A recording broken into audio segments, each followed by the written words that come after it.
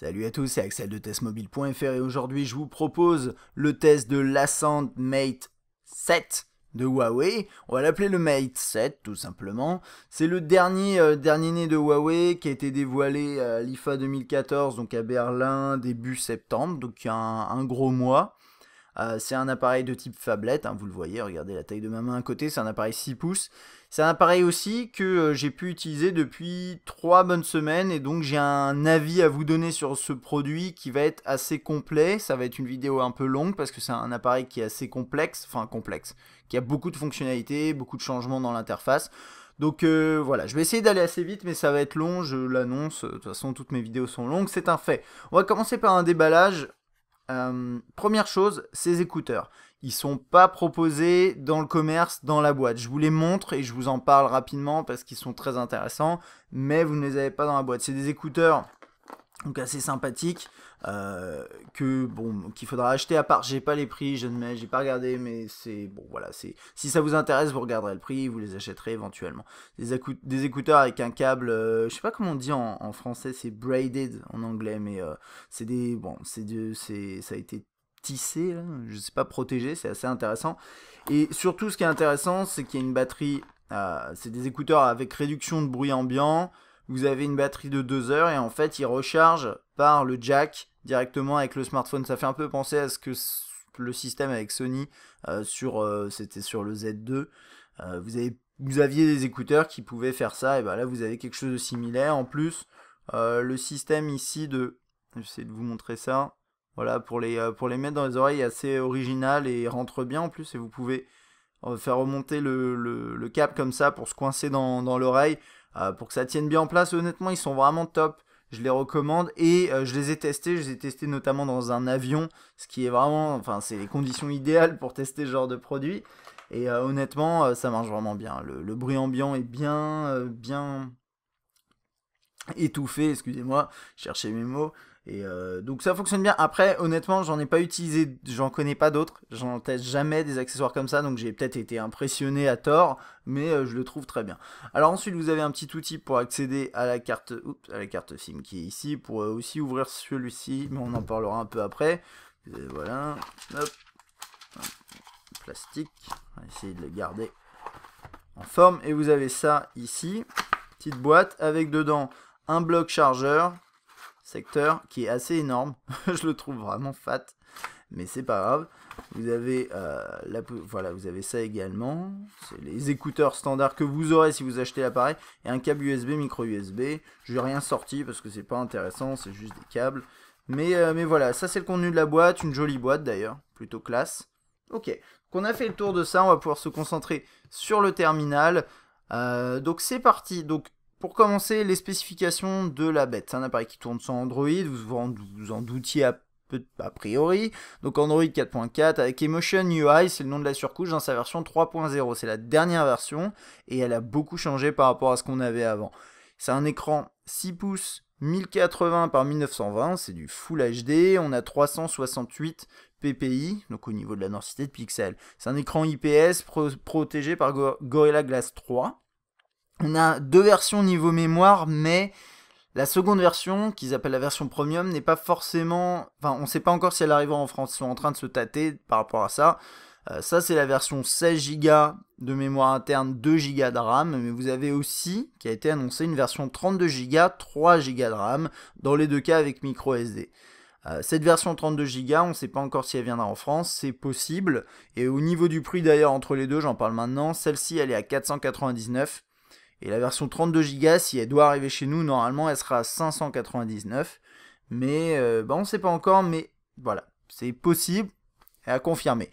C'est un produit qui est compatible 4G catégorie 6. Huawei, c'est un constructeur qui, à la base, s'est fait connaître et surtout connu, on va dire, dans le monde du B2B, sur tout le déploiement des réseaux. C'est eux qui ont créé les infrastructures chez la plupart des opérateurs français.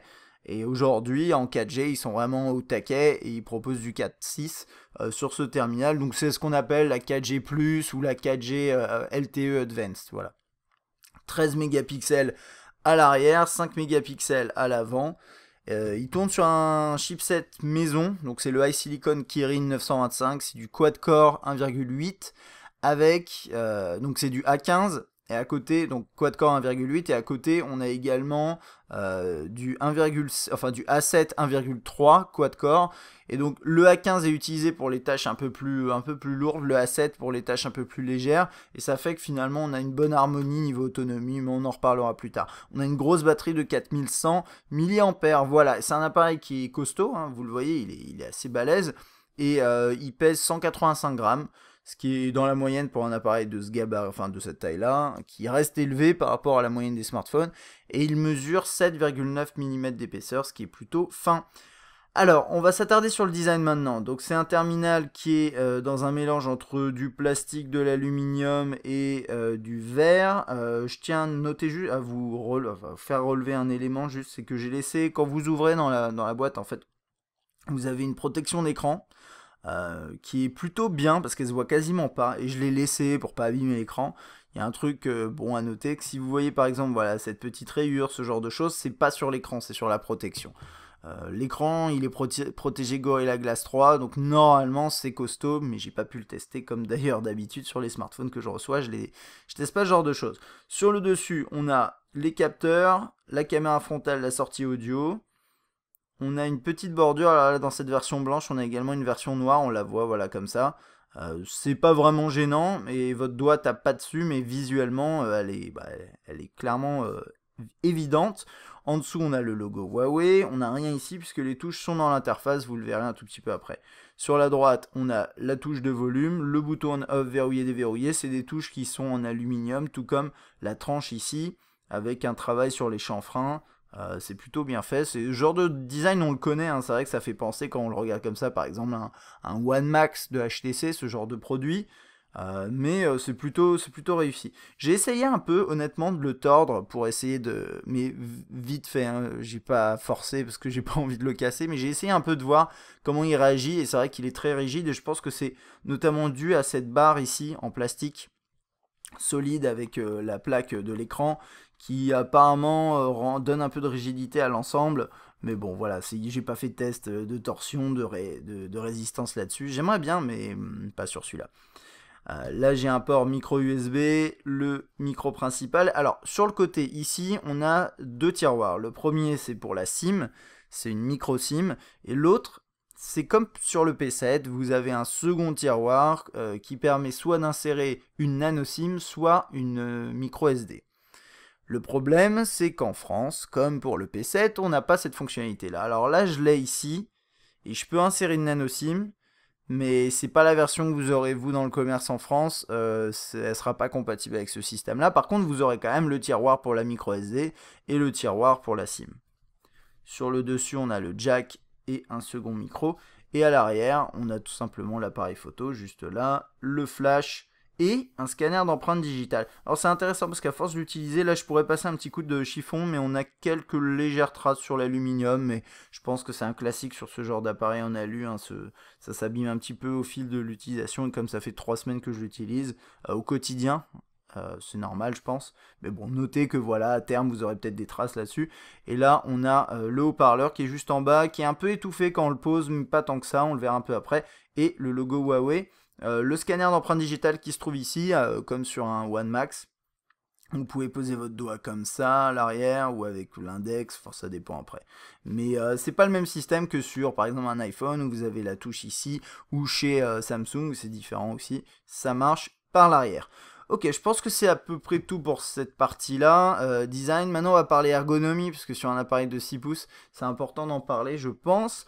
C'est même, j'en suis certain. Donc, quand on le prend en main, clairement, c'est 6 pouces, c'est costaud. Il est pas trop lourd et il est fin, du coup, c'est assez agréable à manipuler. Moyennant quoi, c'est clair que voilà, votre pouce, il peut pas parcourir toute la zone. Vous le faites glisser de cette façon-là.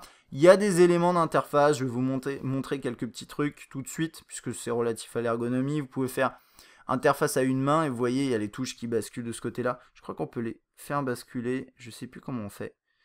De l'autre côté, voilà, ça va être ça. Ok, donc là par exemple, je peux manipuler l'interface avec ces touches ici.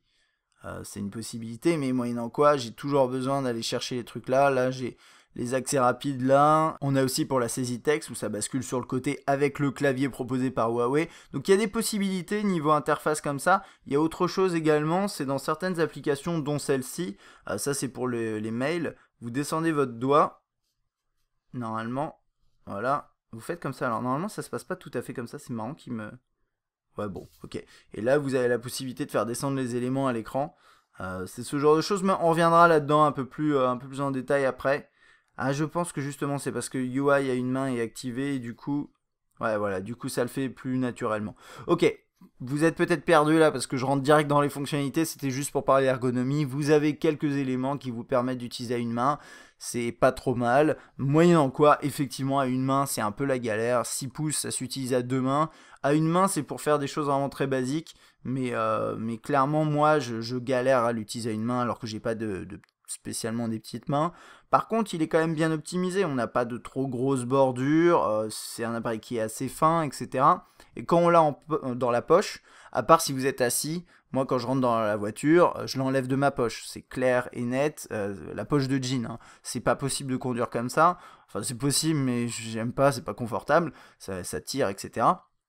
Par contre, quand vous prenez, vous marchez ou vous êtes assis, sans faire quelque chose d'un peu sensible, je sais pas, comme conduire, c'est pas vraiment gênant. Honnêtement, il est fin, c'est assez agréable. Il y a un truc que j'aime bien aussi, et c'est ça, j'ai pu le comparer avec par rapport à l'iPhone 6 qu'on a testé, mais c'est que comme le dos est légèrement incurvé, vous le voyez, hein, bon, très légèrement, mais c'est avec les chanfreins, ça fait un côté comme ça. Quand vous le mettez dans votre poche, avec l'écran contre la cuisse par exemple, bien, il va pas être trop gênant, il va épouser à peu près la forme, c'est moins, alors que l'iPhone il est vraiment tout droit sur les deux faces, et je trouve que du coup malgré sa taille il est moins gênant dans la poche que certains autres terminaux. Ça peut paraître bizarre mais c'est ce que j'ai constaté.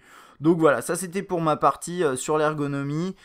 C'est grand, clairement, quand vous achetez un appareil 6 pouces, vous le savez, mais à prendre en compte.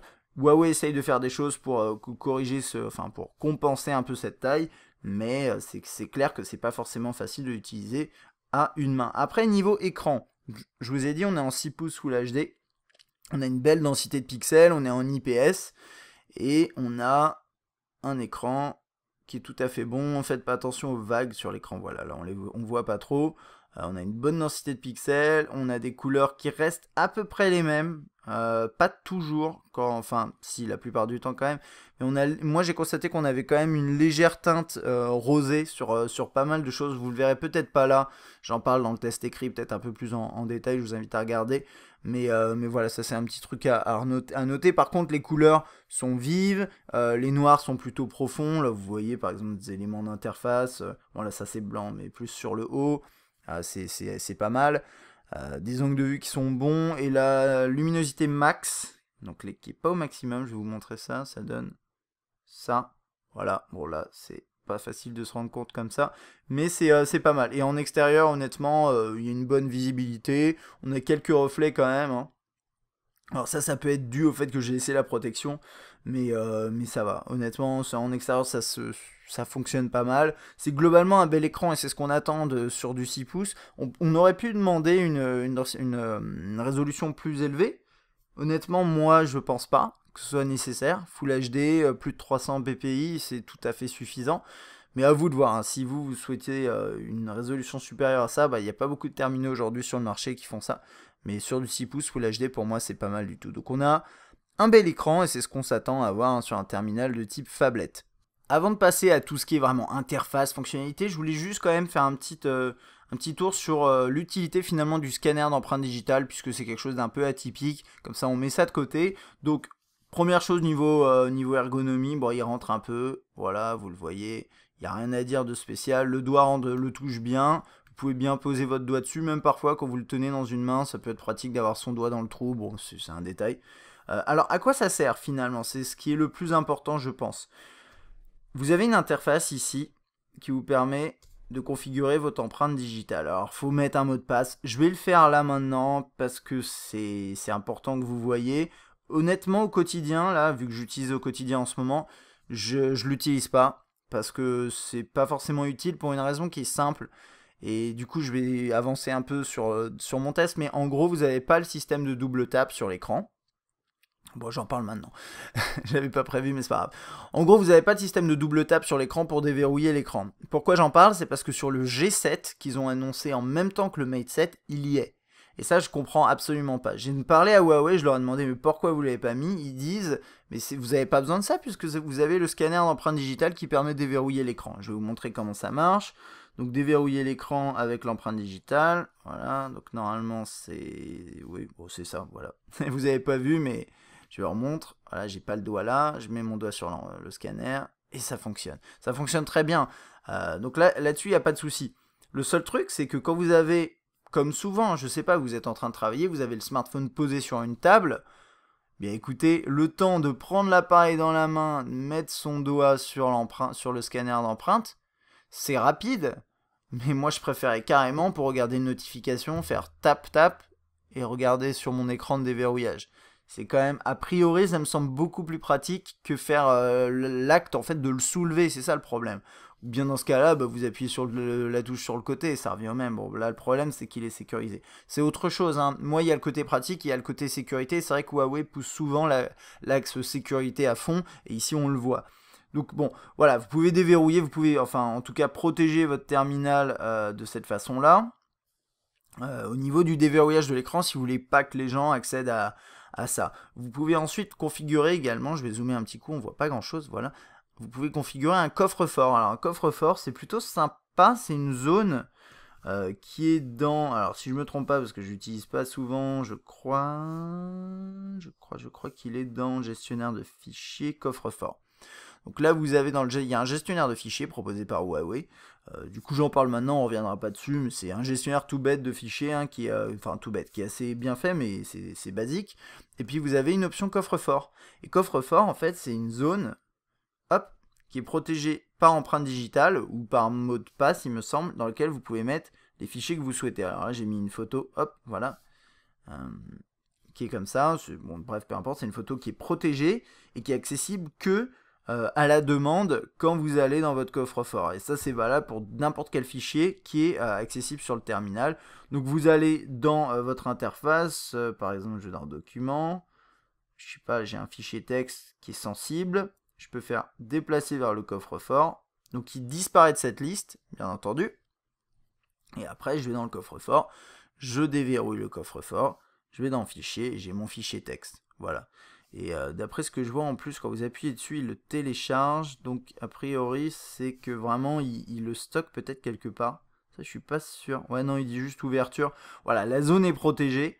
Et c'est plutôt sympa. Moi, j'aime bien l'idée. Après, à vous de voir l'utilité que vous pouvez en avoir, mais moi, je trouve ça sympa. C'est bien implémenté en plus. Donc voilà, ça c'était pour cette partie coffre-fort. Ok, on va refaire le mot de passe à chaque fois, hein, c'est normal puisque je suis ressorti de l'application. Et accéder au verrou d'application et verrouiller, déverrouiller des applications. Je vais vous montrer un exemple typique. J'ai verrouillé, je vais vous montrer comment on fait. Bon, on va commencer d'abord par faire ça. Là, vous allez dans verrouillage d'application. À chaque fois, il faut le lever ou faire le mot de passe. Et vous allez cocher dans la liste d'applications les applications que vous voulez verrouiller. Donc là, j'ai coché 9gag. Bon, c'est un exemple parmi d'autres. Je peux mettre l'application batterie, imaginons, qui est verrouillée. Donc si quelqu'un veut lancer l'application, il ne va pas pouvoir y accéder. Il peut y accéder que si il met son empreinte digitale. Et ça, c'est plutôt sympa. Si vous avez des applications vraiment, je sais pas... vous êtes célibataire, vous êtes en train de chercher quelqu'un sur des applications de rencontre, vous n'avez pas forcément envie que vos amis aillent dedans pour trifouiller je sais pas trop quoi, vous verrouillez l'application tout simplement. Et c'est assez malin, c'est bien fait. Donc voilà, ça c'était pour la partie empreinte digitale. Il y a un tout petit bémol néanmoins.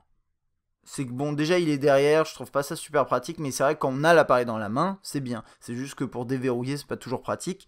Par contre, le truc qui, moi, m'a un peu perturbé, c'est la procédure pour inscrire une empreinte. Huawei, pendant la conférence de presse, avait dit c'est super simple, vous allez voir, on a besoin que d'une étape. J'ai pas trop compris d'ailleurs parce que vous n'avez pas qu'une étape. Mais bref. Et là, du coup, je vais essayer de mettre ma main gauche, mon index de la main gauche. Donc là, ça marche. En fait, il faut juste faire, c'est un peu à la Apple, hein, vous voyez. Oups, je vais le faire. Voilà. Donc là, ça a marché du premier coup. ce qui est assez pratique, mais pas pratique pour ma démo. Mais je peux vous dire une chose, c'est que cet index-là, je sais pas ce qu'il a, mais moi j'ai eu un mal de chien à mettre ce... J'avais à chaque fois une pop-up qui s'affichait. Alors lui, il dit qu'elle est déjà inscrite, ça c'est bien. On va essayer autre chose, ouais.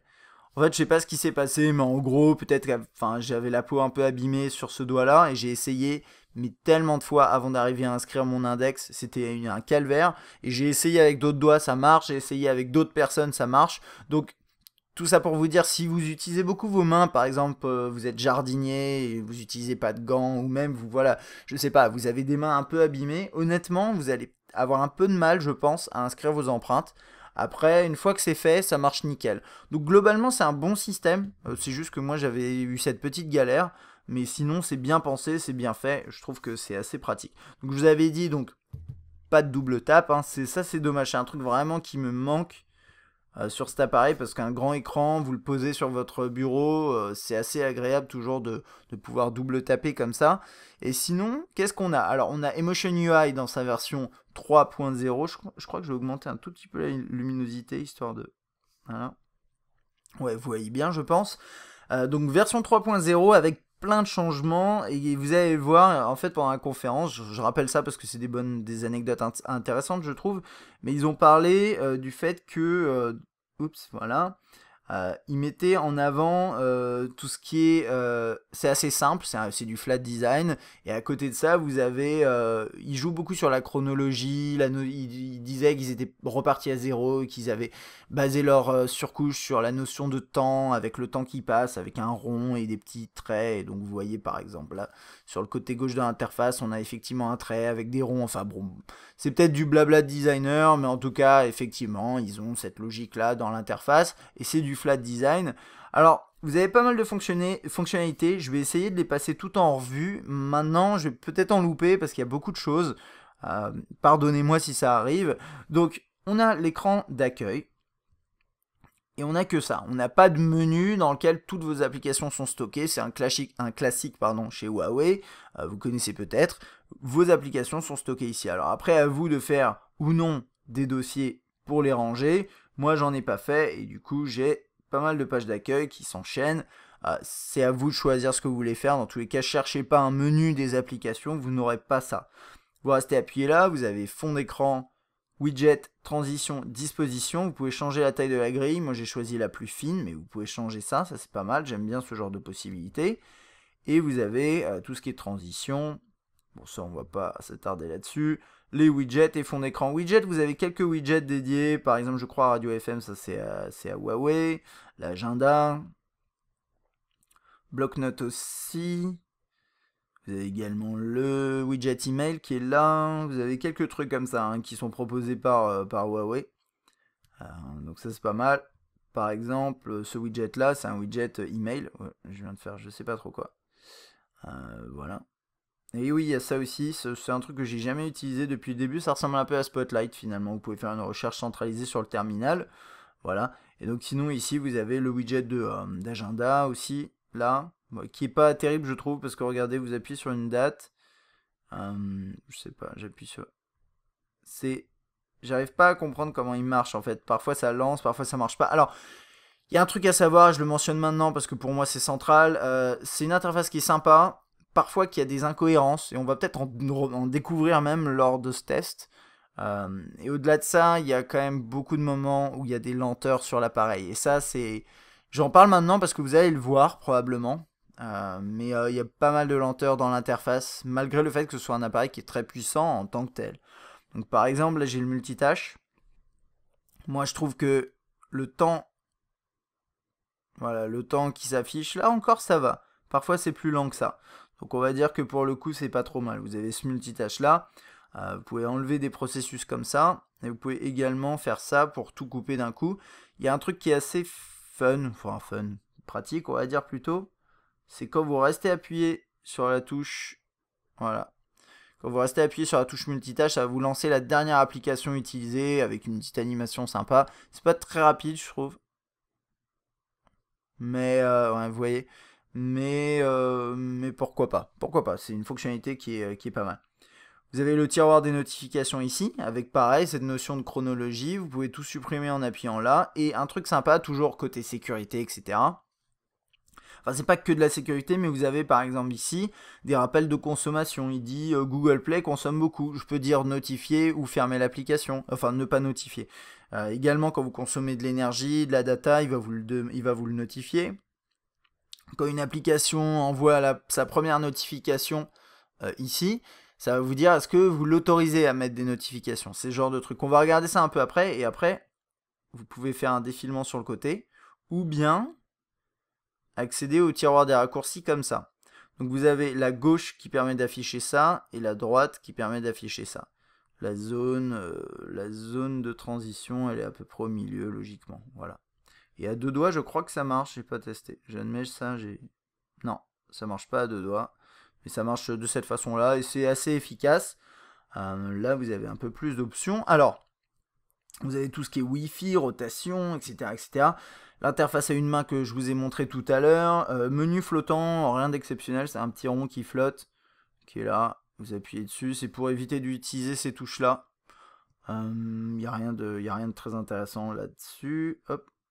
Voilà. Le multi-écran. Vous avez un mode de multi-écran.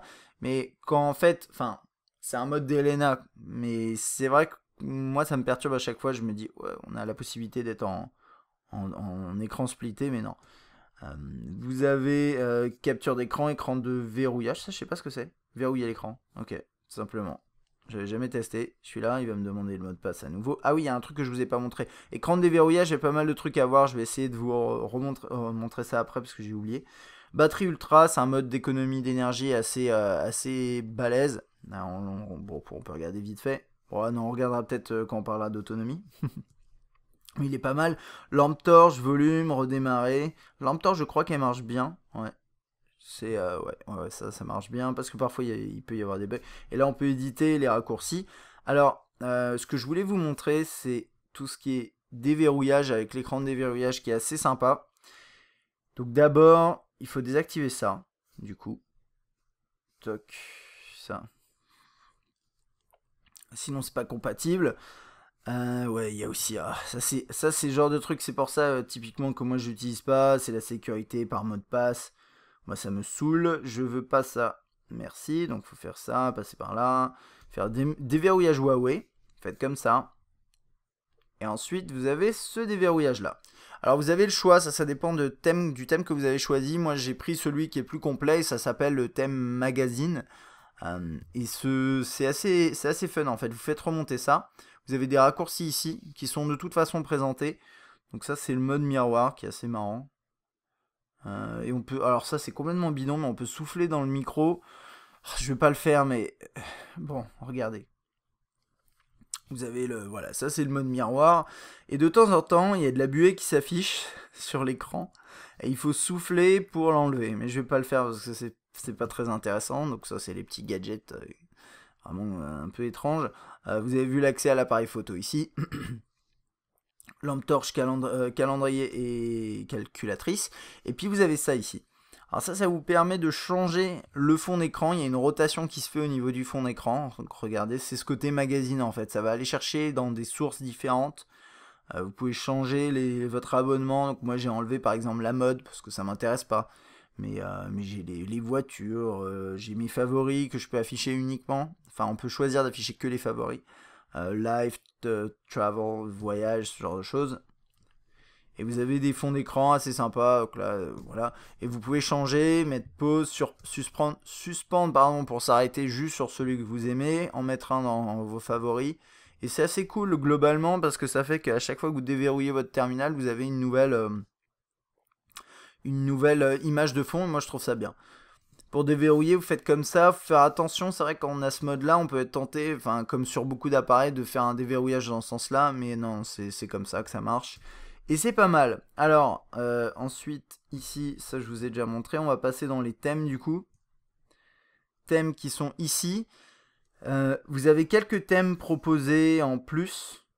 Mais sinon ça va être tout. Alors je vais vous expliquer le truc en fait. C'est que de base vous avez ça.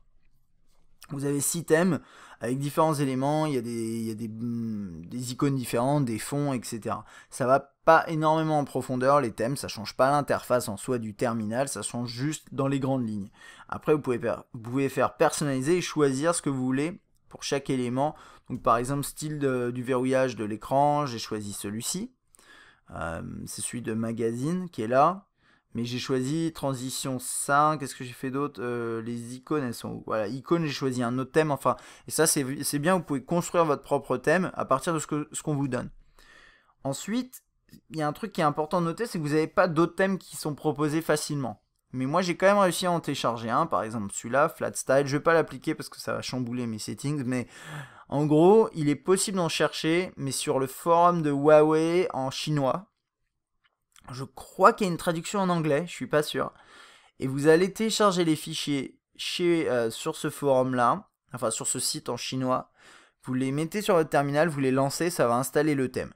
C'est pas très pratique, il n'y a pas d'autre solution que j'ai trouvé pour télécharger des thèmes. C'est possible de le faire, mais c'est vraiment pas accessible.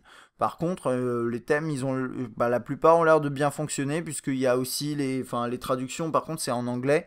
Mais je crois que toutes les traductions sont pas relatives au thème. Donc voilà, vous avez quand même la possibilité de mettre des thèmes, mais en plus, mais c'est pas forcément bien pensé pour aujourd'hui en Europe. Mais ça reste une possibilité. Donc ça, c'est l'aspect thème qui est toujours sympa, la personnalisation, moi j'aime bien. Je pense qu'on a fait à peu près le tour ici dans l'interface. Regardez les touches en bas. On peut penser que c'est du Android L, mais non, c'est Android KitKat. C'est du 4.4, je crois, je ne sais plus exactement quelle version, on va regarder ça vite fait. Bon, vous avez toutes les éléments là, c'est du 4.4.2. Voilà, il n'y a pas de mise à jour pour l'instant disponible. Ok, après cette longue introduction, on va passer là-dedans. Et là, typiquement, vous avez une interface classique dans cette nouvelle surcouche, à savoir des onglets qui s'affichent comme ça. Vous pouvez défiler de façon tactile. Et donc là, je compose un numéro, j'ai une proposition qui s'affiche. Oups, voilà. J'ai un menu ici. On a un filtre anti-harcèlement, donc c'est une blacklist tout simplement. Protection de la vie privée, je sais plus ce que c'est ça. C'est quoi? Ah oui, oui, alors, ok, je savais pas qu'ils appelaient ça comme ça. Il y a ce système-là, bon voilà, c'est typiquement le genre de fonction que j'aurais oublié de mentionner, mais il y a plein de choses que je vais oublier parce qu'il y a beaucoup de trucs. Mais en gros, ça c'est une fonction où vous déterminez deux mots de passe, un pour vous et un pour vos invités, et le mot de passe des invités, quand vous leur donnez ce mot de passe-là et qu'ils rentrent, ils arrivent sur une interface qui est pas du tout la même que vous, avec des contenus qui sont cachés éventuellement, ce genre de choses. Donc ça c'est assez sympa si vous avez l'habitude de prêter votre terminal aux gens, ou vous êtes en soirée, encore une fois, quelqu'un vous dit ah, je peux regarder ton téléphone et ah, c'est quoi le mot de passe? Ah bah c'est 1, 2, 3, 4, 5, alors que le vôtre c'est pas ça. Et ensuite ils accèdent à autre chose que. Enfin, ils ont des données qui sont cachées. Donc ça c'est intéressant. Les paramètres d'appel.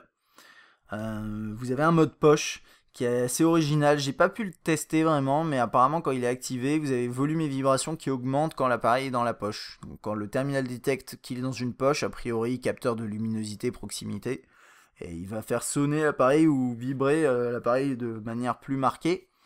Et c'est vrai que j'ai jamais loupé d'appel. Après, je sais, j'ai pas pu vraiment faire j'ai pas fait le comparo. Entre les deux, et ça va être tout là-dedans. Vibrer lorsque le téléphone sonne. Enfin bon, voilà. Ok. Si vous pouvez cacher ça, vous avez les contacts. Vous descendez par lettre éventuellement, vous rentrez dans un contact. Vous avez une fiche qui s'affiche en surimpression. C'est une sorte de pop-up. Vous avez pas mal de choses comme ça hein, sur l'appareil. Et c'est bien fait. Moi, je trouve que c'est pas mal fait. Vous avez les accès rapides. Vous pouvez faire ça. Et là, vous avez l'historique avec ce contact. Alors là, il n'y a rien parce que j'ai rien échangé. C'est un contact fictif. Mais vous pouvez avoir... Attendez, je vais peut-être regarder avec un contact qui a un numéro en 1, 2, 3. Bon, vous avez vu là, par exemple, cette lenteur. Je sais pas pourquoi ça fait ça. C'est assez pénible. Ah oui, il y a un truc que je vous ai pas montré. C'est que vous pouvez verrouiller. Alors, je crois pas que ça a été fait là. Je sais pas si c'est verrouillé, ça veut dire que c'est verrouillé ou pas. Attendez. Ouais, je crois qu'on peut verrouiller une application pour que dans le multitâche, elle s'affiche, elle reste affichée. Je l'avais testé, je sais plus comment ça marche, mais là, bon, bref, peu importe. Donc voilà, j'étais dans les contacts, on va reprendre un contact comme ça. Là, non, il n'y a rien. Mais bon, vous avez l'historique qui s'affiche ici, c'est assez bien fait, mais vous avez vu le petit ralentissement qu'il y a eu quand j'ai ouvert la fiche, et là, tout va bien. Enfin bon, ce genre de truc, c'est un peu pénible. Mais bon, qu'est-ce que je voulais dire de plus? Non, ça va être tout pour cette partie-là. Vous avez des paramètres ici classiques hein, pour tout ce qui est contact. Vous pouvez rechercher des contacts ici. Et puis si vous tirez l'interface là, vous avez ça qui s'affiche. En fait, c'est ce qui est sympa, c'est ce qu'ils appellent le mode pouce. Hein. Je vous ai montré avec les emails de faire baisser l'interface. Vous l'avez ici. Le truc, c'est un peu bizarre parce que quand vous essayez de défiler dans la liste, ça va la faire remonter. Donc je suis pas trop adepte de ça, mais pourquoi pas. Pour faire descendre par exemple la recherche, ce genre de choses. Ou bien, est-ce que ça marche ici? Ouais, c'est un peu bizarre quoi, vous voyez. Par contre, ce qui est encore mieux, c'est que vous continuez à baisser et vous avez un QR code. Alors si vous amusez à scanner ce QR code, vous aurez ma fiche, une fiche vide. Ouais, il y a mon nom, mon adresse, adresse email. Mais voilà. Et donc vous avez un QR code. Et donc ça permet par exemple de dire, vous rencontrez quelqu'un, vous faites juste ça, enfin vous baissez l'interface. Et vous pouvez lui montrer le QR code et la personne peut vous ajouter très rapidement dans ses contacts, c'est plutôt chouette. Et puis ensuite on a la messagerie, donc en fait ça fait une sorte de hub téléphonie, contact, messagerie. Alors juste comme ça, il y a un truc à mentionner peut-être pour tout ce qui est téléphonie. J'ai pas eu de problème de réception, voilà. J'ai testé les débits chez Bouygues Télécom en LTE, et j'ai pas eu des débits incroyables. J'ai eu des débits classiques LTE, mais c'est à mon avis parce qu'on n'est pas en advanced là où je suis. Il n'y a pas beaucoup d'endroits encore desservis en 4G+, entre guillemets. Mais voilà, la réception est correcte. Il y a un truc qui est intéressant qu'ils ont mentionné, c'est dur de le tester, mais ils disent qu'apparemment il y aurait deux antennes, donc situées de chaque côté de l'appareil. Si vous tenez par exemple l'appareil a priori comme ça, eh bien ça va booster l'antenne du dessus, ou je sais plus, l'antenne opposée. Voilà, l'antenne opposée pour permettre d'offrir une meilleure réception. Je me demande ce qui se passe quand on prend l'appareil comme ça. J'ai jamais testé. Mais non, ça c'est le Wi-Fi qui perd en. Mais j'ai pas constaté vraiment de problème de réception. C'est un appareil qui est efficace là-dessus. Et apparemment, Huawei fait quand même des efforts niveau technique hein, pour optimiser tout ça. Alors ensuite, qu'est-ce qu'on a ici? Vous avez vu hein, pareil, l'aspect chronologique dans les messages. Ça, c'est, comme je vous disais, un classique sur cette nouvelle interface. Là, j'ai un texto. Très bien, je peux y répondre, bien entendu. Et vous avez ce clavier qui s'affiche. C'est Swipe. Le vrai Swipe hein, qu'on connaît, vous voyez l'icône en bas, qui a été développé en partenariat avec Huawei, là pour le coup, avec une interface un peu optimisée, ce genre de choses. Donc vous pouvez, si vous voulez, tracer des lignes, salut les amis, blablabla. Donc ça marche pas trop mal, ça marche comme Swipe, que vous connaissez probablement. C'est un clavier qui permet d'anticiper un peu la frappe, ce genre de choses. Ça va. Que voulez-vous faire aujourd'hui? Oups. J'ai oublié de sectionner là-haut. Il y a juste un truc, c'est que vous avez peut-être vu, là il m'a pas mis la C10, c'est des petites choses comme ça. Et moi, au fil du temps, à force de l'utiliser, je m'y suis fait et j'ai réussi à peu près le maîtriser. Mais je suis repassé quand même maintenant sur SwiftKey parce que je trouve qu'il est quand même plus efficace niveau prédiction, correction, mais c'est quand même un claviie décent. Il y a juste un truc qui me déplaît, et là on l'a pas vu, mais on le voit dans certains moments et on le verra peut-être dans tout ce qui est web. Mais parfois, alors c'est un peu bizarre, je sais pas dans quelles circonstances ça se passe, mais parfois quand on accède au clavier, ça devient extrêmement lent. Il y a des petites saccades au début, ce genre de choses. On essaiera de le voir sur le web tout à l'heure. J'aimerais bien quand même vous le montrer parce que pour moi ça fait partie des gros points négatifs. Sur cet appareil, c'est les saccades dans l'interface qui sont régulières, qui sont pas permanentes mais qui sont vraiment très régulières. Et sinon le clavier, vous pouvez aussi basculer en mode paysage. Donc là, il a un usage à une main, je sais pas pourquoi, c'est moi qui l'ai réglé, mais sinon vous pouvez basculer en utilisation différente. Sans souci. Que dire plus là-dedans? Vous appuyez là, vous avez pareil la fiche de contact, vous pouvez rajouter la personne, l'appeler, ce genre de choses. Avant de passer à la suite, je voulais simplement m'attarder un tout petit peu plus sur les paramètres parce que voilà, je préfère le faire de manière décousue que pas vous le montrer. Donc vous avez un onglet ici avec les paramètres généraux, le verrouillage de l'écran, c'est vraiment les paramètres principaux. Puis après vous avez tout, avec tout qui se succède, notamment style de l'écran d'accueil, vous pouvez passer en mode simple éventuellement, qui permet, vous connaissez ce genre de mode, hein, mais ça fait des gros boutons, il y a les fonctionnalités principales et c'est assez limité. C'est pas conseillé si vous avez un smartphone vraiment qui coûte 500 €, qui permet de faire tant de choses, de basculer dans un mode comme ça, c'est un peu étrange, mais pourquoi pas. Dans l'affichage, c'est intéressant puisque je vous disais que l'écran tire un tout petit peu vers le rose. Moi, ça m'a pas vraiment gêné, mais si éventuellement vous êtes gêné par ce genre de choses, excusez-moi, vous pouvez changer la température de la couleur, et puis vous pouvez également changer tout ce qui est fond d'écran, taille de la typo, voilà, ce genre de choses. Dans son, on n'a pas grand chose à mentionner, je crois, on a juste le DTS qui est là, l'effet karaoké. C'est quoi ça? J'ai jamais regardé. Branchez votre oreillette ou un haut-parleur sur l'écran. Ou un haut-parleur sur l'écran d'enregistrement et profitez à fond du karaoké. Ok. Je sais pas ce que c'est. Côté stockage, donc là on est sur une version 16 Go avec réellement 11,5 disponible. La batterie, on a cette interface là, mais on en reparlera de l'autonomie après. Économie d'énergie, vous avez le mode ultra, donc je vous ai déjà parlé. Et puis moi là je suis sur le mode intelligent qui permet d'optimiser un tout petit peu plus en basculant, en changeant de CPU, etc. C'est toutes ces petites optimisations qui permettent de garantir une meilleure autonomie. Donc là il indique qu'en mode ultra on est à 53 heures.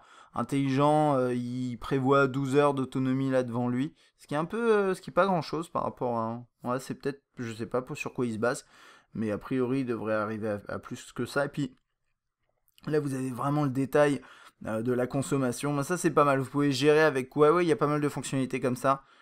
Ça c'est pour le coup c'est nouveau. Accessoires de chargement, ok. Données de localisation.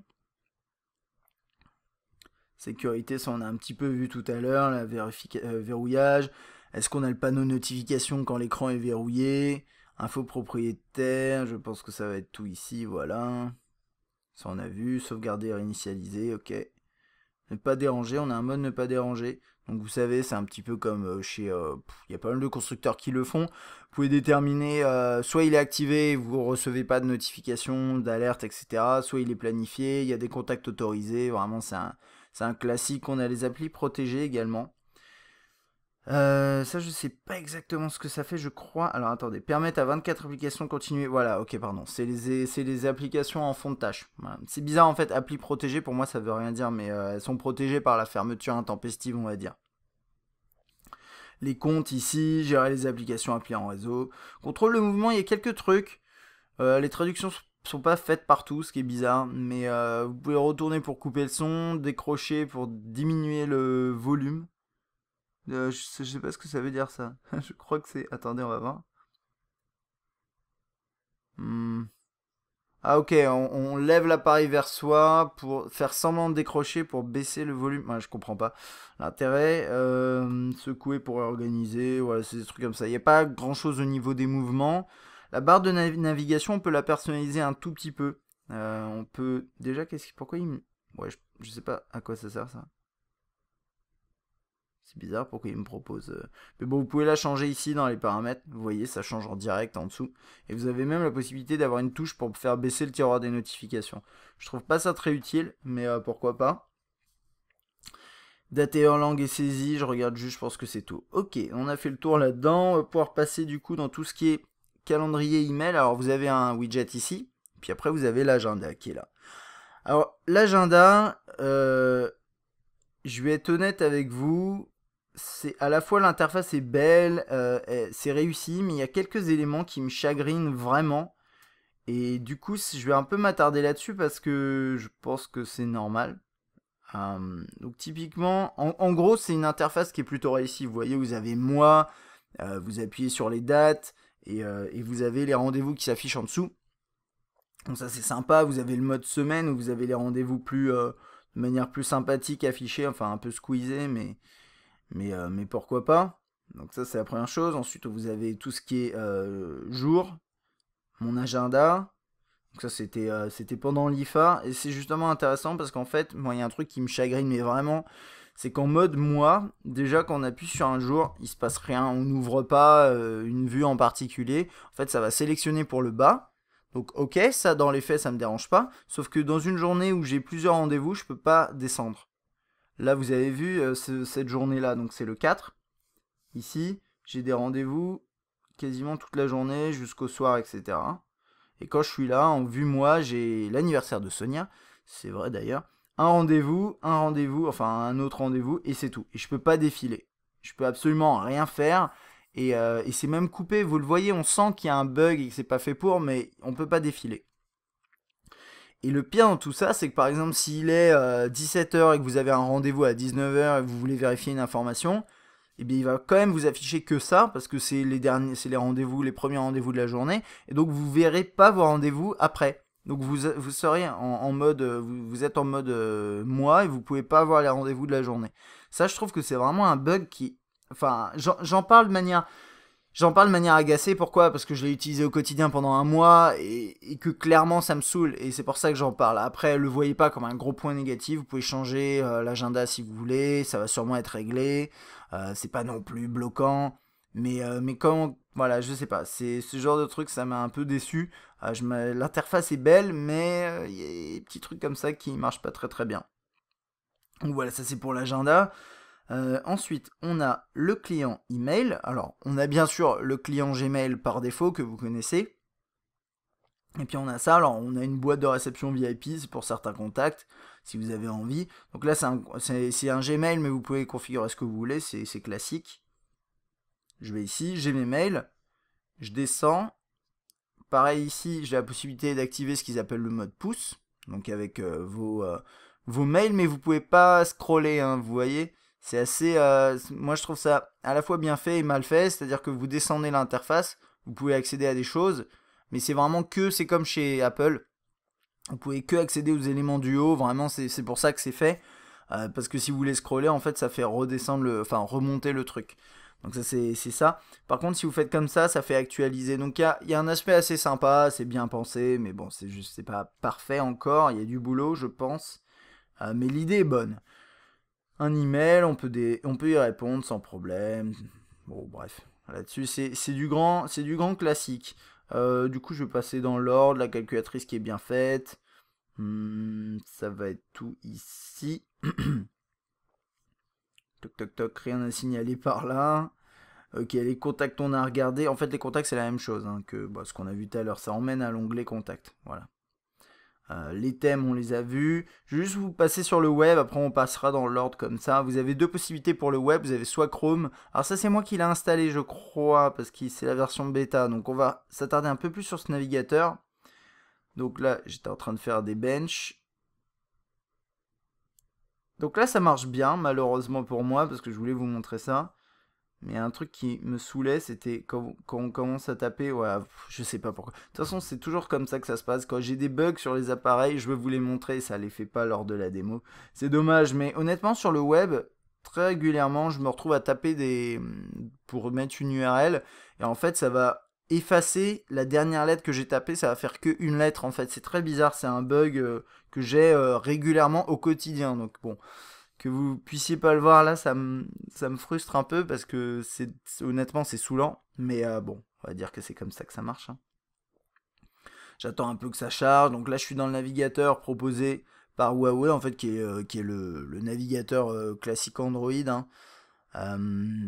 Et je vais augmenter un tout petit peu la luminosité parce qu'il s'est mis d'un seul coup à faire un peu plus jour chez moi. C'est bien, il fait beau mais vous voyez pas grand chose. Donc voilà, ça c'est le navigateur avec normalement, ah ça c'est marrant qui me permet de zoomer, dézoomer. Normalement en responsive on peut pas. Bref, peu importe. Donc ça c'est ce navigateur là qui est pas mal, qui est un peu saccadé moi je trouve. Vous voyez, c'est pas super fluide, mais vous avez beaucoup de place quand même pour gérer vos éléments. Bon, le seul souci c'est que vous avez les deux barres en haut et en bas, et je crois pas qu'on puisse passer en mode full screen si voilà ici. Allez, dégage-toi. Non? J'ai choisi mode plein écran. J'ai pas testé encore écran normal, plein écran. Ouais, je suis en plein écran. Je sais pas si... Ouais. On va ouvrir un article pour voir. Je sais pas si ça fonctionne le mode plein écran. Ça jamais, je l'ai pas testé avant. Ça a pas l'air d'être terrible. Parce que les éléments restent là. Bon, on va dire que c'est un petit bug. Vous avez des onglets que vous pouvez ouvrir. Et puis c'est pas mal, mais je trouve pas l'expérience géniale. Chrome c'est beaucoup mieux. Chrome c'est largement mieux. Donc voilà, si j'avais un conseil à vous donner, c'est sur le Mate 7, utilisez Chrome, même dans sa version bêta, ça marche bien, il y a la synchronisation, tout ça, tout ça. Le classique, sinon c'est vraiment pas forcément terrible. Ce navigateur proposé ici. Donc voilà, niveau performance, j'aurais bien aimé un peu mieux. On va passer dans l'ordre du coup. Donc là on a le lecteur vidéo, avec toutes vos vidéos qui s'affichent. On va lancer une vidéo. Voilà. Ok. Donc là on a l'activation du DTS, ça c'est le multi-écran. Là on peut verrouiller l'écran pour pas pouvoir changer quoi que ce soit par inadvertance, on va dire. Et c'est à peu près tout. C'est à peu près tout. Ça marche bien, c'est fluide. Y a pas, enfin, je sais pas. Est-ce qu'on a besoin d'un mode pop-up play? Est-ce qu'on a besoin d'un mode chapitrage? Je sais pas.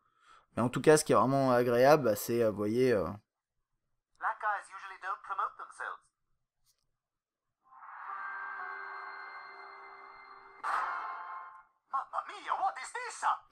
Quand on l'utilise, bah, c'est ça aussi l'avantage d'un écran de cette taille-là. C'est en vidéo, c'est génial.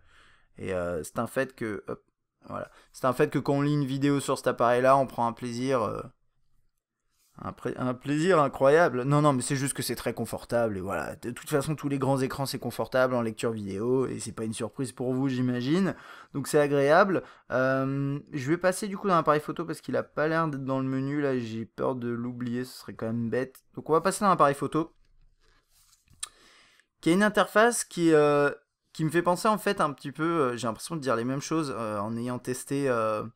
Un appareil d'Apple, l'iPhone 6, c'est qu'elle est optimisée au niveau des textes ici pour le portrait, mais généralement ça s'utilise en mode paysage, donc bref, on va rester en mode paysage. On a un mode vidéo ici, on peut filmer, c'est le but, voilà, en choisissant la zone d'exposition, la zone de focus, parce que ça change les deux en fait. Ça c'est un classique, quand vous choisissez une zone à l'écran, vous avez la possibilité vraiment de gérer à la fois le focus et l'exposition. On le voit pas très bien là. Je vous mettrai des échantillons, mais bah, vous voyez par exemple j'appuie là, c'est sombre, comment dire, ça éclaircit le premier plan qui est blanc. Et si je fais l'inverse, ça fait l'inverse. Enfin, c'est assez logique. Et on a ici un mode qui permet en fait de prendre une photo. Alors je vais prendre une photo à côté. Il y a ma souris, ça va être génial. Voilà. Donc, je viens de capturer cette magnifique photo. Et ce mode-là, en fait, il permet de changer ensuite le focus sur l'image.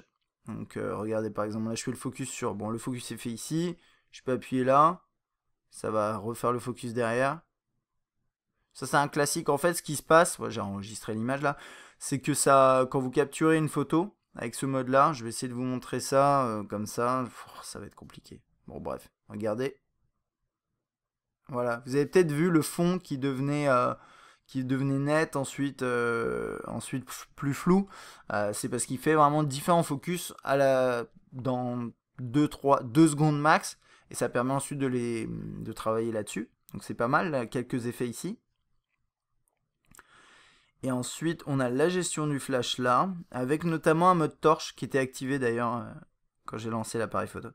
Le mode, on va dire, selfie, qui permet également de prendre une photo avec l'empreinte digitale. Normalement, ça doit marcher, voilà. Alors, quand vous prenez une photo, ce qui est pas mal dans ce mode autoportrait, c'est que vous avez vu, il y a la petite, je vais réessayer ça. Ça marche pas avec n'importe qui. Vous voyez la petite fenêtre ici, qui est pile en dessous de la caméra frontale pour que vous puissiez être vraiment pas mal là-dessus. Et puis il y a le mode beauté. Alors par défaut il est sur 5, donc ça altère votre visage. Mais bon voilà, c'est ce genre de truc. Moi je sais pas, je suis pas fan, mais voilà. Ensuite on a un petit menu avec quelques fonctionnalités. Le truc c'est que c'est complètement optimisé portrait. Là, pour le coup, vous n'avez aucune autre possibilité, il faut repasser en mode portrait. Je comprends pas la logique, ça a tendance même à m'agacer, mais bon, tant pis. On a un mode embellir qu'on a déjà vu, mode panoramique qui marche pas mal du tout.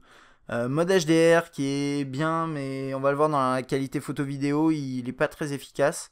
Note audio, ça permet d'enregistrer de l'audio pendant que vous capturez une photo. Meilleure photo, vous connaissez, ça fait une saccade. Enfin, une saccade. Pas une saccade, une rafale. Voilà, il est en train d'en prendre 10. Après, vous choisissez celle que vous préférez. Enfin bon, je pense que vous connaissez. Oh, j'ai enregistré ça. À la longue, ce genre de fonctionnalité. Ok. Et ensuite, vous avez également Filigrane qui détecte la zone. Alors, la géoloc, je pense, marche pas très bien là, parce que sinon il devrait indiquer où on est, et il le fait pas. Mais vous avez la météo, apparemment il pleut, bon, c'est plus le cas. La température, je crois pas qu'on puisse. Attendez. Ouais, si, on a aussi les modes là, mais je crois pas que la localisation soit activée. Est-ce qu'elle fonctionne là? Ouais, je sais pas. Vous avez la météo, humeur, vous pouvez dire, vous pouvez mettre de la nourriture. Bon, ce genre de trucs, c'est des petits filigranes, c'est assez sympa. Maintenant, vous l'avez vu dans météo, j'ai pas l'impression que vous puissiez si passer en degrés. Ah, il met quand même en Fahrenheit, je comprends pas pourquoi. C'est assez bizarre parce que d'ailleurs là il me l'affiche en Celsius. Là il est en Fahrenheit. Bon, peut-être que ça changera après, je sais pas. Et puis ensuite, bien sûr, les paramètres ici. Alors je pense qu'on peut peut-être changer là. Mais j'avais pas trop exploré. On va regarder ça. Donc on a ici la résolution, étiquette GPS. Ok, je pense qu'il faut activer l'étiquette GPS pour afficher le filigrane géolocalisé. On va regarder ça tout de suite. Ouais, c'est bon. Ça c'est ok. Voilà. Emplacement d'enregistrement de votre voix. De votre choix, pardon. Ensuite, après, on a muet. Utiliser le capteur pour prendre la photo. Je vous ai montré ça. Contrôle audio. Vous pouvez prendre une photo, afficher l'icône contrôle audio. J'ai jamais fait ça. Jamais, je découvre un petit peu aussi parce qu'il y a tellement de choses. Hop. Ça va être normalement ça. Ça, c'est le contrôle audio, je crois. Ouais. Qu'est-ce qu'il faut dire? Cheese. Ok. Faut dire cheese. Ou apparemment dire n'importe quoi. Minuterie. Tu sais, pour capturer des sourires. C'est quand une personne sourit, ça prend une photo. Suivi d'objets, c'est intéressant. On a quelques fonctions comme ça. Appuyez 2 fois sur la touche volume bas. Lorsque le téléphone est verrouillé, ça permet de lancer rapidement l'appareil photo. Réglage des ISO, réglage de l'image. On a quelques paramètres. C'est assez bien fait globalement cette interface. Bon, ouais, non, globalement c'est assez bien. C'est juste qu'elle est un peu bizarrement faite, je trouve, avec ce côté paysage portrait. Mais globalement c'est pas mal. On va du coup passer dans la galerie et par les qualités également. Alors pour la galerie, vous avez deux possibilités. Soit vous êtes dans un mode, ça me fait beaucoup penser à iOS hein, quand même dans l'esprit.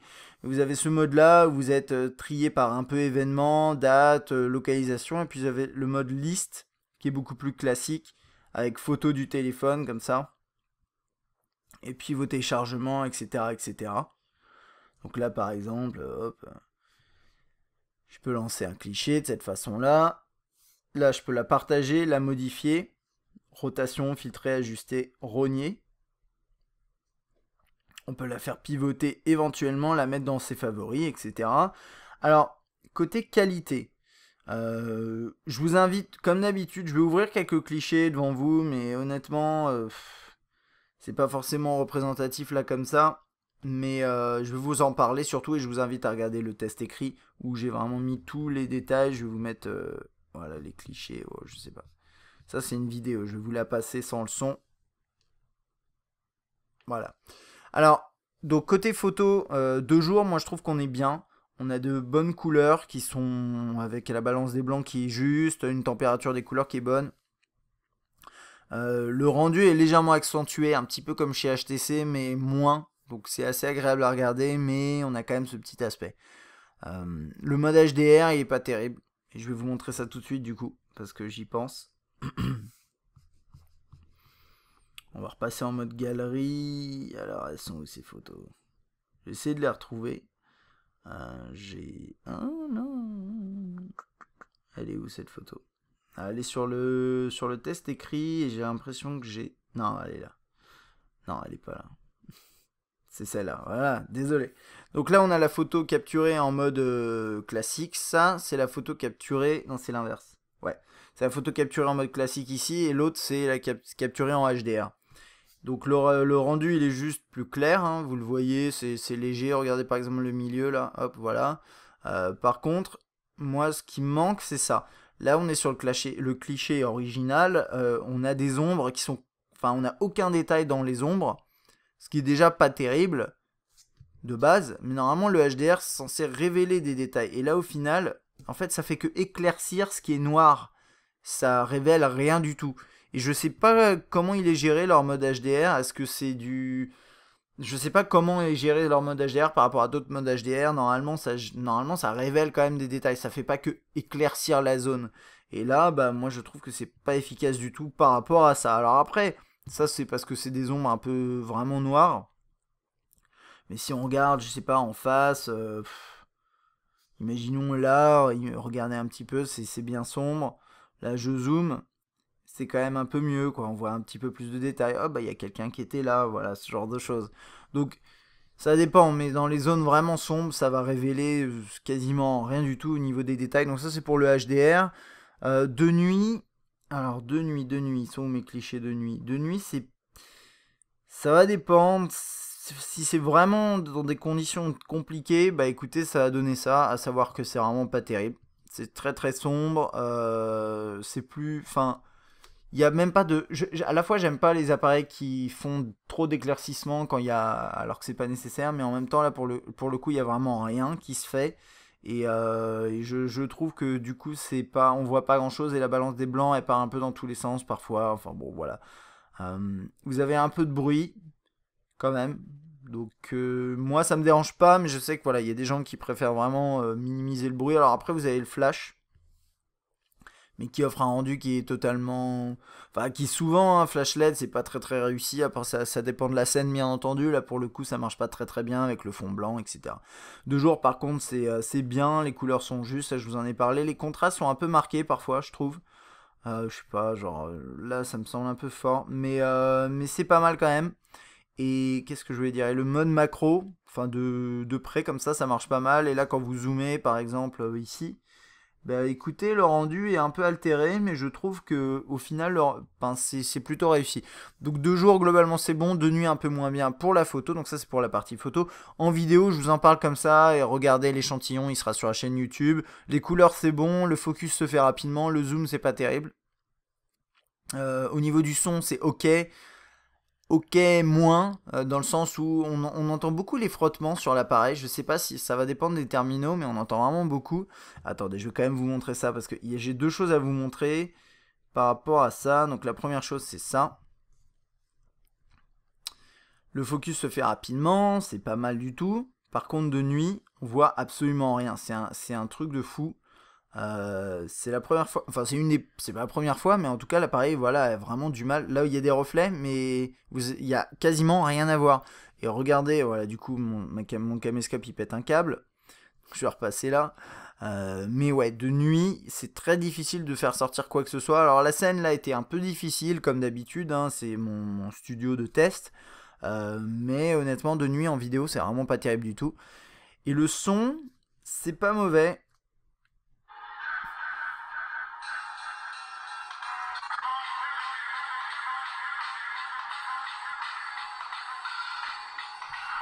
C'est pas mauvais quand c'est pas complexe. Alors là pour le coup, à prendre avec des pincettes pour une seule raison, c'est que je vais vous parler de quelque chose, d'une situation qui est un peu rare, enfin rare, ça arrive à appuyer de nouveau pour sortir, voilà. Mais c'est tout simplement enregistrer une vidéo pendant un concert. J'ai eu l'occasion de faire un comparatif. Le mate se retrouve là-dedans et il a rien demandé, mais il se retrouve là-dedans, à savoir que je l'ai comparé en vidéo pendant un concert au Lumia 930. Vous allez me dire si vous connaissez bien les produits Lumia haut de gamme que c'est pas vraiment juste.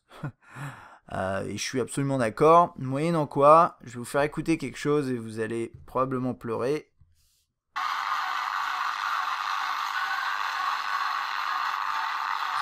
Voilà, je m'arrête tout de suite. Quand le son est trop fort, l'appareil s'en sort absolument pas. C'est mort, c'est moche, c'est incroyablement laid. Donc ça c'est à noter, je pense que si vous filmez des amis et que vous êtes à une soirée, qu'il y a des gens qui crient un peu, vous aurez les mêmes grésillements. Donc là ça c'est un problème. Je l'ai pas là sous la main, mais j'ai sur le 930, le son est nickel, comme si on avait enregistré avec un micro le concert quasiment de manière professionnelle. C'est un truc de fou.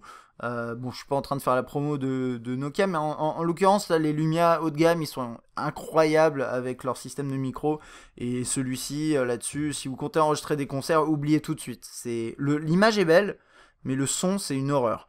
Voilà. Donc comme ça, on a fait, je pense, un tour assez complet là de toute la partie photo-vidéo. Qu'est-ce que je regardais? Ouais, les contrastes sont un peu marqués de jour comme de nuit, et puis de nuit on voit rien, donc c'est pas terrible. C'est du 1080p, mais moi je trouve que c'est largement suffisant. Ok. Ensuite, un petit bloc-notes, le gestionnaire de fichiers qu'on a déjà vu il y a quelques minutes. Gestionnaire de téléphone, qui est une application qu'on trouve chez Huawei et qui est vraiment sympa. Ça permet de gérer à la fois quelle application a le droit de balancer des notifications. Voilà, donc là j'ai dit non, j'ai une application, ça c'est marrant, mais c'est Huawei qui préinstalle une application Gameloft qui m'envoie des notifications et moi j'ai dit non, j'en veux pas. Ouais, ce genre de choses. Et ça c'est quelles notifications sont autorisées dans la zone, alors c'est marrant, ça s'appelle la zone de saut. Mais ça, alors attendez, à chaque fois les traductions elles m'induisent en une erreur. Et ça c'est bien restreindre les notifications et ça c'est une application autorisée à afficher la zone de saut. Euh, hmm. Ouais, bon, les traductions jump zone, je sais pas ce que c'est. Ok, je crois que c'est lié.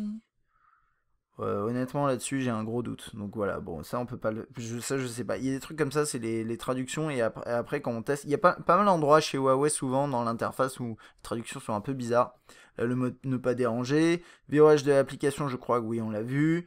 Si vous appuyez là, il va vous faire un check et il va vous dire comment optimiser votre terminal, etc. Et vous pouvez le faire si vous avez envie. Donc ça, c'est plutôt pratique, c'est plutôt bien fait. Puis je vais revenir en arrière. On va pas s'attarder là-dessus. Là, on a l'accélérateur de téléphone. Pareil, ça scanne et ça va vous permettre de couper les applications en cours, etc. en fonction de l'utilisation de la mémoire. Le filtre anti-harcèlement. En fait, vraiment, cette application, c'est un fourre-tout de tous les outils qui permettent de gérer son terminal de différentes façons. De l'accélérer, d'avoir une blacklist. C'est vraiment toutes les petites fonctionnalités qu'ils ont implémentées. Plutôt que de faire une app, une icône pour chaque, ils ont tout regroupé, pourquoi pas. Donc ça, c'est la blacklist. Économie d'énergie et les applis en réseau. Ça, je crois que c'est l'utilisation, voilà, c'est l'utilisation du réseau par les applications. C'est pareil, appli en réseau, pour moi, ça veut rien dire, mais bon, bref. Vous pouvez dire, elle a le droit d'utiliser les données mobiles, elle a le droit d'utiliser le Wi-Fi. Donc ça, c'est vraiment top. En gros, si vous testez souvent des applications Android et que vous êtes un peu sceptique, enfin, vous avez un peu peur d'avoir une application qui vous spam ou qui utilise votre connexion data ou tout ce genre de choses, vous pourrez gérer ça avec cette application-là, ce qui est plutôt chouette. Le lecteur musical ici, donc avec la possibilité d'afficher tous vos morceaux, vos favoris, la liste de lecture. On a des paramètres avec un filtre qui permet de ne pas afficher les morceaux qui sont inférieurs à tant de secondes. Ça peut paraître bizarre, mais parfois, quand on installe, je sais pas, des jeux ou des choses comme ça, on a des contenus sur son terminal qui ont des petits sons intégrés. De 2 secondes, 3 secondes. Je sais pas, il me semble par exemple que les notifications de certaines applications, parfois l'appareil détecte les sons. Enfin, c'est bizarre. Et là, vous pouvez par exemple bloquer ça. C'est plutôt sympa. Et les dossiers analysés. Et vous pouvez gérer les morceaux. Enfin, afficher les morceaux qui ont été masqués par votre tri. Vous avez un minuteur qui permet de s'endormir en musique, on va dire ça. Il y a les paroles qu'on peut afficher. Moi, j'ai jamais réussi à faire fonctionner ça, mais il faut que les paroles soient liées au fichier qui est sur le terminal. Vous n'avez pas d'égaliseur, ce qui est un petit peu dommage. Et ensuite, vous avez tous vos morceaux là, alors avec les artistes, albums, dossiers. L'interface est plutôt sympathique, je trouve. On va lancer un morceau. Ok, le haut-parleur est pas mal. Il est un peu étouffé quand même par le. Quand il est posé à plat, je vais vous faire écouter ça.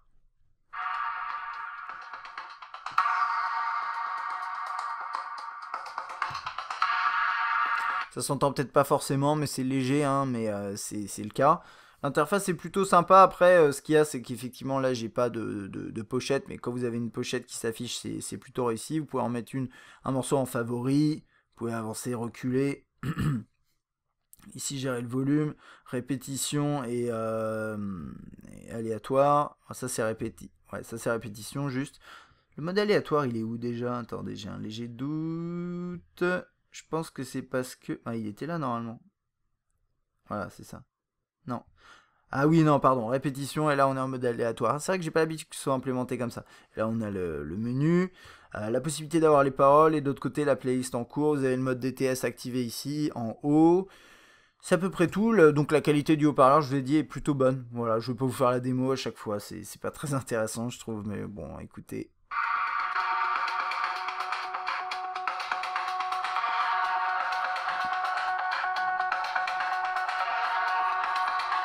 Donc voilà, quand vous lisez un morceau, je vais essayer d'en mettre un avec une pochette, c'est plus intéressant. Le problème c'est que je vais devoir baisser le volume pour pas avoir des problèmes de copyright comme d'habitude, voilà. Donc là je suis en train de lire un morceau, il s'affiche ici, je peux faire pause, play, suivant, précédent, ça c'est chouette, mais il y a un truc qui est pas chouette, je vais vous montrer ça tout de suite, je vais devoir pareil rebaisser le son. Vous lisez un morceau avec Spotify, voilà, donc là je suis en train de lire un morceau avec Spotify, ça s'affiche et c'est magnifique, en plus c'est super bien fait. Je fais pause et ça bascule sur le morceau qui était en train de lire, que j'étais en train de lire dans le lecteur musical. C'est un bug, ça peut être corrigé, j'espère que ça le sera, parce que honnêtement c'est une plaie, parce que ça veut dire concrètement que vous pouvez pas contrôler votre musique Spotify et autres, je pense, lecteurs tiers, via cet écran de déverrouillage, parce qu'à chaque fois vous allez rebasculer sur le lecteur musical. Pourquoi il y a écrit la musique en toute simplicité Huawei? Je ne sais pas. C'est vrai, je découvre des nouvelles fonctionnalités. Je sais pas ce que c'est. Ok. Je... Ouais. Ok, bref, c'est pas grave. D'accord. Il y a des trucs comme ça, c'est un peu étrange. Donc voilà, ça c'était pour le lecteur musical qui est quand même sympa. Il y a juste ce bug qui honnêtement me saoule un peu. Et encore une fois, là, c'est le fait d'avoir utilisé cet appareil pendant un mois, je vais être peut-être un peu plus dur sur cet appareil puisque je connais, j'ai détecté des petits bugs que normalement on détecte pas quand on le teste une semaine. Donc voilà, bon ça c'était pour cette partie-là. Galerie. Là on a c'est plus tout ce qui est on va dire aide par rapport au terminal. Vous avez la possibilité d'accéder au service de SAV, vous avez un lien vers Facebook, enfin bon il n'y a pas grand chose à dire de spécial là-dessus. Ça c'est préinstallé, ça me plaît pas des masses. Ensuite on a des outils là, donc la météo, je voulais passer en revue, parce que je trouve que c'est plutôt sympa, c'est assez réussi. Ouais. La météo d'ailleurs elle a des petits ralentissements assez marqués, ouais, ça c'est dommage. C'est des petits endroits comme ça où c'est pas en forme. Radio FM, miroir, on l'a vu, loop, sauvegarde, l'updater de l'interface, enfin du système. Tag magique, ça c'est l'UNFC. Lampe torche, ok, il n'y a plus rien ici. Meilleures applis, par défaut, il vous met Facebook préinstallé, tous ces trucs-là. Bon, voilà, moi ça me saoule, mais bon, vous pouvez les enlever. Google, le classique des applications Google. Dans jeu, vous avez aussi, vous installe. Moi, ça m'intéresse pas, mais bon, vous avez de la démo, par exemple, de Spider-Man. Bon, bref. Je suis en train de regarder ce qui peut manquer. Alors après, bien sûr, on va parler du reste, ne vous inquiétez pas, je suis juste en train de faire un dernier tour là-dedans, je regarde ma liste. J'espère que j'ai rien oublié, j'ai essayé de parler un max de trucs, ça fait déjà 1h15 là que j'enregistre, donc c'est assez long je pense pour toute cette partie-là. Donc et oui, il y a ça, le dictaphone, voilà. Concrètement, en fait, ce qu'il y a, c'est que l'interface, elle est jolie. Il y a des fonctions qui sont très pratiques. Il y a aussi des trucs qui sont mal pensés et il y a des bugs, vous l'avez vu, il n'y en a pas beaucoup, mais il y en a quelques-uns. Et c'est surtout quelques lenteurs que j'ai détectées, notamment quand on lance le multitâche. Vous avez vu combien de temps ça me met à se lancer? Moi, je trouve pas ça normal. Voilà, après, peut-être que vous serez pas aussi exigeant que moi. C'est des bugs. Regardez là. Non, ça n'a pas marché, mais c'était un petit peu lent à se lancer. Vous pouvez pas le ressentir parce que derrière la caméra, c'est compliqué, mais au quotidien, honnêtement, quand je lance par exemple hop rapidement Chrome pour faire une requête et qu'il galère, c'est extrêmement frustrant. Donc voilà, ça c'est des petites lenteurs qui ont tendance à un peu exaspérer. Alors maintenant côté autonomie, je vais vous parler de deux choses. Donc moi j'ai mon tableau là, j'ai fait le test classique d'autonomie. J'ai pas pu tester avec cette application là qui est protégée par mot de passe, bravo. Parce qu'en fait je sais pas, elle arrive pas à détecter tout le temps, donc j'ai fait ça à la mano, mais ça c'est pas grave, ça change pas grand chose. Je vais vous mettre ça quand même pour montrer. Bah, ça c'est la courbe en fait de consommation pendant le test. J'ai commencé il y a, ouais bah, c'est à peu près ça, c'est quand, c'est à ce moment-là. Donc il y a deux axes pour l'autonomie. Premier axe, c'est le test d'autonomie classique que je fais, donc avec une heure de lecture musicale, une heure de lecture vidéo, hein, une heure de web, surf sur le web actif. J'ai pris 10 photos, j'ai filmé 5 minutes en Full HD et une heure de jeu en 3D. L'heure de jeu en 3D, comme d'hab, hein, c'est pas une heure de jeu, c'est une heure d'animation 3D via, je vous montrerai, mais c'est Sky Castle 2, qui est une application et avec un rendu 3D assez efficace. Et c'est ce que j'utilise sur tous les terminaux que je teste depuis au moins 6 mois. Alors, à ce test-là, il a terminé le test à 54%. C'est bien, mais honnêtement, je m'attendais à mieux par rapport à l'expérience que j'ai eue à l'usage, en utilisation. Ce qui est un petit peu bizarre, mais je vais vous expliquer le truc. Donc en gros, il perd 4% avec une heure de lecture musicale, ça va. 6% avec une heure de lecture vidéo, c'est moins bien, mais ça reste correct. 8% pour une heure de web, ce qui est honnêtement pas si bien que ça. Par exemple, là, j'ai les chiffres du Z3 à côté, il a fait 4%. Non, il a fait 6%. Voilà, c'est pas bien loin, mais là, on a une batterie qui est plus grosse. Donc on est censé avoir des pourcentages plus faibles, puisque la consommation reste la même, mais la capacité est plus grosse. On a 4% quand on fait des photos et vidéos, et 24% en lecture en 3D. Sur le Z3, puisque je l'ai sous les yeux, c'était 22%. Donc ça reste beaucoup, finalement, ça reste beaucoup, et ça le fait terminer à 54%, là où un Z3 termine à 58% et où un S5 termine à 59%. Alors ça ne veut pas dire forcément grand chose, mais ce que ça signifie, c'est que si vous avez un usage poussé, parce que ce test d'autonomie, c'est une utilisation poussée, vous finirez probablement la journée à 50%. Ce qui est tout à fait honorable, hein, ma foi, il n'y a pas de problème. Par contre, moi, ce que j'ai constaté au quotidien, parce que je joue pas forcément 1 heure par jour, parce que voilà, c'est vraiment mon test d'autonomie, c'est un test plus pour une utilisation poussée, hein, vraiment, encore une fois, je le répète. Mais si vous avez une utilisation plus classique, c'est-à-dire moi par exemple, je fais un peu de web, je passe quelques appels, éventuellement je vais jouer, mais ce sera peut-être pas forcément en 3D, eh bien j'arrive sans problème à avoir 2 jours d'autonomie vraiment complet. Et ça, honnêtement, j'ai pas testé beaucoup d'appareils où je le ressens vraiment au quotidien, d'avoir un confort au niveau autonomie incroyable. C'est bien sûr sur tous les terminaux type Note, j'ai pas mal utilisé un Note 2 à l'époque et c'était pareil. Ces grands terminaux avec des grandes batteries, et bien là vous avez ce genre d'expérience, à savoir que vous êtes tranquille niveau autonomie. Ça m'arrive même de partir en week-end en faisant exprès de ne pas prendre mon chargeur parce que je sais que j'arriverai à la fin du week-end avec 20% d'autonomie par exemple. Et ça c'est extrêmement confortable, donc l'autonomie sur ce terminal, c'est un gros point fort, d'après moi. Après, c'est clair que si vous l'utilisez de manière plus poussée, avec de la 3D, du GPS, etc., ça consomme plus. Et voilà, vous pourrez terminer votre journée peut-être à 30%, 40%, mais ce qui est déjà pas mal. Par contre, vous n'avez pas assez pour faire une deuxième journée. Donc voilà, ça c'était pour l'autonomie globalement plutôt positif. Et puis vous avez un mode ultime d'autonomie qui affiche ça et qui est très très efficace. Je l'ai testé l'autre jour, j'étais à 3%, je l'ai activé. Et j'ai fait toute la soirée sans problème avec. J'ai pas de chiffres concrets à vous donner sinon au-delà de ça, mais en gros ça réduit l'appareil, il n'y a pas grand chose. Hein. Vous avez plus rien. Vous avez le clavier pour composer un numéro, messagerie, contact, et c'est tout. Tout est en noir et blanc, vous n'avez pas de data qui est utilisée, voilà, c'est très très très basique. Mais du coup ça vous permet de rester entre guillemets en vie. Ça peut être utile, hein. Enfin je donne l'exemple à chaque fois, mais vous êtes en randonnée et vous vous rendez compte que mince j'ai plus trop de batterie. Niveau sécurité, hop, vous mettez le mode ultra et vous gardez de l'autonomie. Ou vous pouvez même mettre le mode ultra activé en permanence si vous êtes en sortie et que vous privilégiez vraiment l'autonomie. Alors je sais plus où c'était, je l'avais vu ça. économie d'énergie, il disait qu'avec le mode ultra, là j'ai 48 heures d'autonomie. Autonomie complète, voilà, à 79%, donc à 100%, vous imaginez, ça rajoute quelques heures, donc ça c'est vraiment pas mal. Ensuite, côté performance, bien au-delà des saccades dans l'interface à certains endroits, des petits trucs comme ça qui ont tendance à m'exaspérer, bien vous avez quand même un très bon score dans les benches, qui le fait se placer au niveau d'un S5 à peu près. Voilà, donc bon, c'est difficile de juger, mais il est un peu au-dessus du Note 3. Faudrait voir avec le Note 4, faudrait tester d'autres terminaux, mais grosso modo, vous avez un très bon score, là-dessus, il n'y a aucun souci.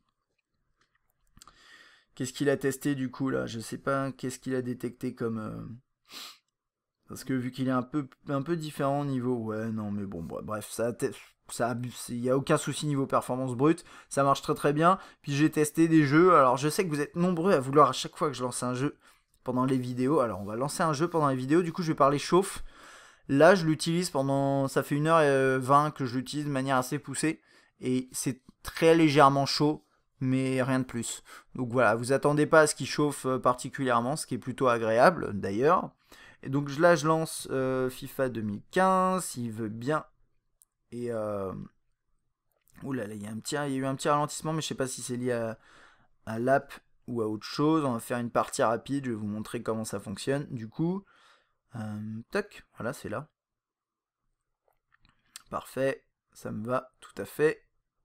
Laisse-moi jouer, je veux jouer. Voilà. Juste comme ça au passage, si vous voulez savoir pourquoi je le fais pas, mais pourquoi il dit ça? Ah oui, non, ça charge. La raison pour laquelle je vous montre pas de jeu à chaque fois, c'est que c'est très difficile de se rendre compte de quoi que ce soit pendant une vidéo. Sur l'expérience que j'ai en jeu, je peux vous en parler, mais c'est pas forcément très très probant, je trouve, de vous parler des performances en jeu en vous montrant un jeu. Je peux par contre vous parler de ce que j'ai ressenti après une semaine d'utilisation, mais je peux pas faire beaucoup plus. Ah, non, j'ai foiré mon truc. Bon, en tout cas, ça tourne bien, vous le voyez, ça marche bien, y a pas de souci. Le tactile marche bien. Mais en plus de ça, quand vous jouez à un jeu, ça dépend du jeu. Il y a des jeux qui sont pas optimisés, qui marcheront pas bien du coup, même sur une bête de course comme ce terminal. Et puis il y a des jeux qui... Ah, j'aurais bien mettre un but pour terminer. Donc bref, voilà, il y a des jeux qui sont optimisés et qui marcheront même sur un petit milieu de gamme sans souci. Donc c'est pas forcément probant. Bon, en tout cas, là, ça marche bien. J'ai testé différents jeux, ça marche toujours bien. Il n'y a pas de souci. Grand écran, c'est confortable. Il chauffe pas trop, du coup, quand vous utilisez de façon tactile, ça chauffe pas trop les doigts, ce qui n'empêche pas rien. Dans les benchmarks, il a un bon score, donc niveau performance, pas de souci, à part dans l'interface où je trouve qu'il y a des efforts à faire. Et ça, pour moi, c'est c'est le point négatif principal, à part l'ergonomie qui est un peu difficile. Mais ça, on le sait quand on achète une phablette. Mais voilà. Je pense que du coup on a fait le tour, on va conclure du coup sur ce entre guillemets petit Mate 7 qui est un appareil que honnêtement je l'aime beaucoup. Je l'utilise au quotidien comme je vous dis depuis un mois, 3 semaines et je l'aime bien, j'hésite à continuer à l'utiliser et en même temps il y a quelques points négatifs qui font que je me tâte, voilà. Mais je vais vous les lister, ces points positifs et négatifs. Premier point positif d'après moi, c'est le design qui est premium. On a quelque chose de vraiment sympa en aluminium avec un bel écran. Bon, voilà, ça c'est autre chose, c'est pas que le design, mais il y a l'écran qui est sympa, mais il y a le design, voilà, en aluminium, les chanfreins, etc. C'est très chouette. Le scanner d'empreinte digitale, je pense que c'est assez bien fait pour le mettre dans les points positifs, dans le sens où ça peut être pratique dans certains cas, si vous voulez sécuriser votre terminal, honnêtement, je trouve que c'est bien fait. L'interface, vous l'avez vu tout au long de ce test, qui je trouve est plutôt réussi, vraiment quelque chose de chiadé, avec des systèmes de personnalisation, des fonctionnalités avancées un petit peu partout, le haut-parleur qui est plutôt bon, la qualité photo et vidéo de jour qui est bonne, je trouve, il s'en sort plutôt pas mal, et les performances générales qui sont bonnes. Enfin, générales, les performances brutes, on va dire, et en jeu. Après, vous avez l'ergonomie. Alors, l'ergonomie qui est pas facile parce que c'est un appareil de grande taille. C'est un point négatif, mais en même temps, encore une fois, quand vous achetez une phablette, vous savez que ça va être compliqué d'utiliser à une main. Et Huawei essaye de faire des choses pour faciliter ça, mais c'est pas toujours bien fait. Bon, voilà, je le mets entre guillemets dans les points négatifs, enfin entre parenthèses plutôt dans les points négatifs, mais c'est à vous vraiment de voir en amont. J'achète un appareil de cette taille-là, je sais que je pourrais pas trop l'utiliser à une main, est-ce que c'est vraiment un bon choix? La photo et vidéo de nuit, pas terrible. Quelques bugs dans l'interface à certains endroits, c'est des petits trucs, hein, c'est des trucs qui peuvent être corrigés, mais j'espère juste que ce sera fait. Et puis des petites lenteurs à droite et à gauche qui sont un peu agaçantes et qui, pour moi, gâchent un peu l'expérience. Pour moi, les 2 points négatifs principaux, c'est ça, c'est les petites lenteurs que vous n'avez pas forcément vues, mais que je vois au quotidien et qui m'agacent. Et l'ergonomie qui est pas évidente à gérer, bon bah voilà, ça c'est comme ça, encore une fois c'est une fablette. L'autonomie j'ai pas remis dans les points positifs, ça c'est bête, mais oui l'autonomie est bonne, l'autonomie est très bonne, et ça fait clairement partie des gros points forts. Voilà, dans tous les cas, Huawei nous propose ici un appareil qui est vraiment intéressant. Quand je l'avais manipulé lors de la conférence, je trouvais qu'il était vraiment pas mal, et dans les faits, à l'utilisation au quotidien, honnêtement je regrette pas j'ai pas changé pour celui-ci, voilà, moi, je verrai plus tard, mais en tout cas je le trouve très intéressant. Il y a quelques points négatifs certes, mais c'est un terminal qui a un beau potentiel, on va dire, si une mise à jour permet de corriger certains points négatifs, ça pourrait vraiment être une bonne chose. Dans tous les cas, c'est terminé pour ce test, un petit peu long, mais je pense que c'était important que ce soit long, c'est un appareil complexe. J'espère qu'il vous aura plu et surtout qu'il vous aura aidé, vous aura été utile. Si vous avez des questions, n'hésitez pas à laisser un commentaire. Et moi je vous dis à la prochaine.